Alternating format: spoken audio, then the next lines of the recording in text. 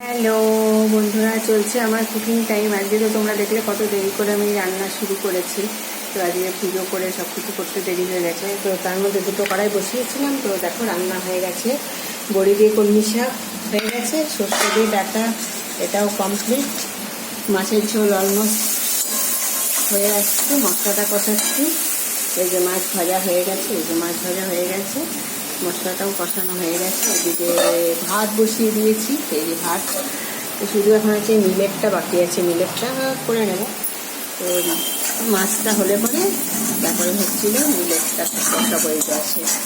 তা করতে করতে এখন আমার ঠোঁট বানানো হয়নি, দেখো এখনো ঠোঁটটা বানানো হয়নি। তো এখনো ঠোঁটটা বানানো হয়নি, এটা হচ্ছে বানাবো, তারপরে রান্না করবো। ততক্ষণে ভাত আর মিলেটটা হতে থাকবে।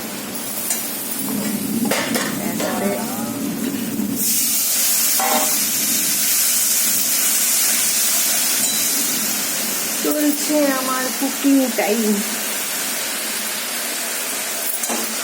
মাছটা দিয়ে দিই, মাছটা দিয়ে একটু মশলাটা যদি কষাই না বেশ টেস্ট হয়। বাবা মাছটা ভেজে যাবে নাকি।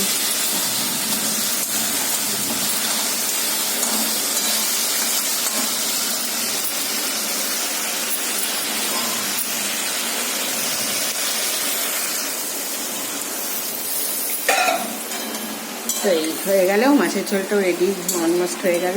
ওকে বন্ধুরা, তোমরা আমার সাথে থেকো।